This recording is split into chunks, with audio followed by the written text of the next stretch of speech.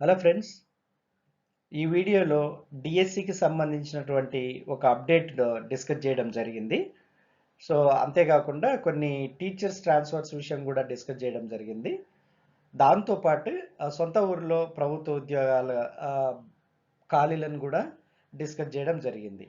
So నేను వాటన్నిటిని ఈ వీడియోలో డిస్కస్ చేయడానికి ముందు I just request you all, please like this video, share this video, and don't forget to subscribe this video. Please share this video to your friends. And thank you so much for all of you who are watching my channel and who are supporting my channel and encouraging me through your views. Thank you so much. So ఇంకో విషయానికి వస్తే రాష్ట్రంలోని కస్తూర్బా గాంధీ బాలికా విద్యాలయాల్లో KGBV schools అంటారు వీటిల్లో ఖాళీగా ఉన్న సిఆర్టీలు పీజీటీల నియామక ప్రక్రియ కొంత ఆలస్యమయ్యే అవకాశం ఉందన్నమాట. సో ఈ ఆలస్యమయ్యే అవకాశం ఉన్నందున ఈ పీరియడ్లో విద్యార్థులకు ఎటువంటి ఇబ్బంది కలగకుండా తాత్కాలికంగా గెస్ట్ ఫ్యాకల్టీని రిక్రూట్ చేసుకోవాలని ఆ సంస్థ కార్యదర్శి ఆర్ నరసింహారావు తెలిపారు.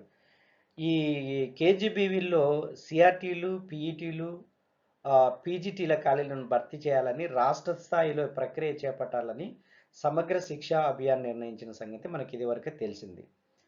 సో అయితే ఈ గెస్ట్ ఫ్యాకల్టీ కింద మహిళలనే తీసుకోవాలని, రిటైర్డ్ లెక్చరర్లు, స్కూల్ అసిస్టెంట్లు, ఎస్జిటీలకు అర్హత ప్రకారం ఎంపిక చేయాలని కూడా సూచించడం జరిగింది. అయితే ప్రతి జిల్లాలో జాయింట్ కలెక్టర్ చైర్మన్గా ఉండే కమిటీలు ఈ ఎంపిక ప్రక్రియను చేపడతాయి.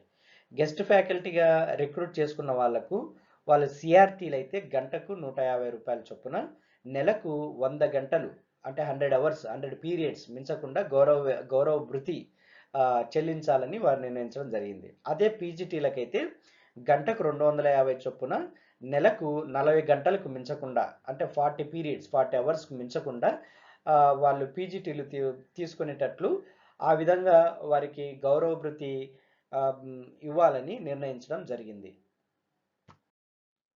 ఫ్రెండ్స్, ఇక విషయానికి వస్తే మోడల్ స్కూళ్ళ బోధనా సిబ్బంది బదిలీలకు ఆమోదం. రాష్ట్రంలోని మోడల్ స్కూళ్ళ బోధనా సిబ్బంది బదిలీలకు సీఎం వైఎస్ జగన్మోహన్ రెడ్డి గారు మంగళవారం ఆమోదం తెలిపినట్లుగా మనకు అందుతున్న వార్త.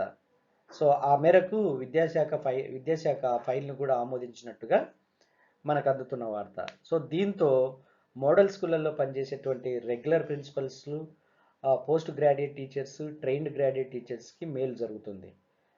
సో ఇది గత 8 సంవత్సరాల నుంచి ఈ స్కూళ్ళల్లో పనిచేసేటువంటి టీచర్స్ ప్రమోషన్స్ కోసం ఎంతగానో నిరీక్షిస్తూ ఉన్నారనమాట. సో ఇప్పుడు ఈ యొక్క వారి నిరీక్షణకి ఇప్పుడు తెరపడిందని చెప్పుకోవాలి. దీనివల్ల 2641 మందికి మేలు చేకూరుతూ ఉంది. రాష్ట్రంలో 164 మోడల్ స్కూళ్ళు ఉన్నాయి. వీటిల్లో 162 స్కూళ్ళల్లో 6వ తరగతి నుంచి ఇంటర్మీడియట్ వరకు తరగతులు నిర్వహిస్తూ ఉన్నారు. మిగిలిన రెండింటిలో 10వ తరగతి వరకు మాత్రమే తరగతులు నిర్వహిస్తున్నారు. సో ఈ ట్రాన్స్ఫర్స్ వల్ల ఈ 2641 మందికి మేలు చేకూరడమే కాకుండా ఇంకా కొన్ని ఖాళీలు ఏర్పడే అవకాశం ఉంటుంది. సో ఈ ఖాళీలు రేపు వెలువడబోయే డిఎస్సి నోటిఫికేషన్లో పొందుపరచడానికి అవకాశం ఉంటుంది. సో దీన్ని బట్టి మనకు అర్థమయ్యేది ఏంటంటే డిఎస్సి నోటిఫికేషన్ రేపు మెగా డిఎస్సి 2022లో వెలువడబోయేటువంటి నోటిఫికేషన్లో దీనివల్ల ఇంకొన్ని పోస్టులు పెరిగే అవకాశం ఉంది.